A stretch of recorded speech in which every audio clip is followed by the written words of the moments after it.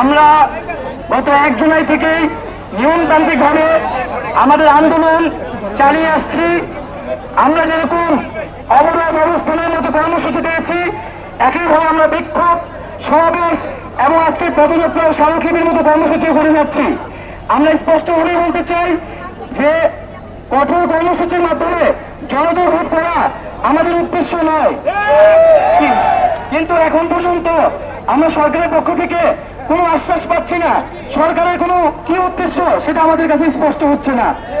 যেখানে মহামান্য আদালতও নির্দেশ দিয়েছেন যে সরকার চাইলে কোটা পরিবর্তন করতে পারে, এবং যেখানে আমরা বলছি যে 18 সালের পরিপত্র নয়, সকল রিটেই কোটা সংস্কারের যে এখতিয়ার সেটি কেবল সরকারেরই এখতিয়ার, এবং আমাদেরকে বলা হচ্ছে আমরা নাকি দাবি পরিবর্তন করছি, আমরা নাকি কার কাছে দাবি করবো সেটাও পরিবর্তন করছি।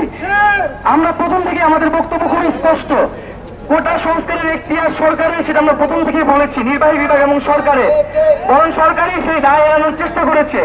আমরা এখন বলছি যে কোটা সংস্কার বা সেই পরিপত্র কিন্তু বাস্তবায়ন করবে সরকার বা নির্বাহী বিভাগই, কিন্তু আমরা চাচ্ছি আইন বিভাগের মাধ্যমে, জাতীয় সংসদের মাধ্যমে সেটাকে আইন করে যথাযথ বিধিবদ্ধ করার জন্য, যাতে জনপ্রতিনিধিরা এক্ষেত্রে ভূমিকা পালন করে। আমাদের এই বক্তব্য বা দাবি কিন্তু কখনোই স্ববিরোধী নয়, বরং আমরা যতগুলো দরজা আছে সবগুলো দরজায় যাচ্ছি, এবং আমাদেরকে দরজা থেকে ফিরানো হচ্ছে, এবং এই ফিরানোর পরে তারা বলতেছে আমরা নাকি এক জায়গা থেকে আরেক জায়গায় ফিরছি। আজকে যদি তারা প্রথম থেকেই সরকারি যদি প্রথমে এখানে হস্তক্ষেপ করতো, তাহলে কিন্তু আমাদের এত বক্তব্য বা এত জায়গায় যাওয়া লাগতো না। তারপর আমরা যাচ্ছি, আজকে আমরা মহামান্য রাষ্ট্রপতির কাছে এসেছি রাষ্ট্রের অভিভাবক হিসেবে। আমরা যাচ্ছি সরকারের কাছ থেকে, যেহেতু আমরা আশ্বাস পাচ্ছি না, আমরা চাই তিনি হস্তক্ষেপ করে জাতীয় সংসদে আমাদের যে 1 দফা দাবি, সেই 1 দফা দাবির প্রেক্ষিতে আইন পাশ করতে ভূমিকা রাখবেন এবং প্রয়োজনে জরুরি অধিবেশন আহ্বান করবেন। আমরা এক্ষেত্রে আমাদের স্মারকলিপিতে আমরা মহামান্য রাষ্ট্রপতির কাছে 24 ঘন্টার জন্য একটি সুপারিশ করেছি যে আগামী 24 ঘন্টার মধ্যে আমরা চাই সংসদে অধিবেশন ডেকে সেটার আইন পাশের জন্য কার্যকর ব্যবস্থা নেওয়া হোক, অথবা অধিবেশন আহ্বান করা হোক। আমরা আগামী 24 ঘন্টার মধ্যে এই দৃশ্যমান পদক্ষেপ দেখতে চাই, এবং আমাদেরকে যে দমন করার জন্য পরিকল্পনা করা হচ্ছে, আজকেও কিন্তু আমরা প্রমাণ করে দিয়েছি।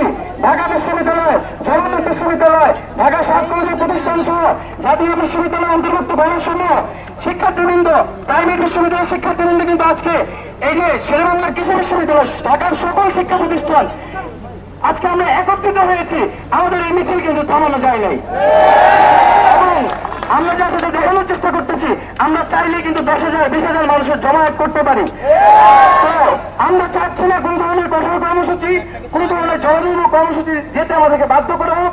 আমরা চাচ্ছি 24 ঘন্টার মধ্যে একটা দৃশ্যমান পদক্ষেপ নেওয়া হোক, এবং আমাদের সাথে আমাদের যে দাবি, সেই দাবি পূরণ করা হোক। আমরা আগামী 24 ঘন্টা পর্যবেক্ষণ করব সরকারের তরফ থেকে, মহামান্য রাষ্ট্রপতির তরফ থেকে, এবং দায়িত্বশীল ব্যক্তিদের পক্ষ থেকে কি ধরনের বক্তব্য এবং পদক্ষেপ আসছে সেটি আমরা পর্যবেক্ষণ করে আমরা পরবর্তী আমাদের কর্মপরিকল্পনা ঠিক করব।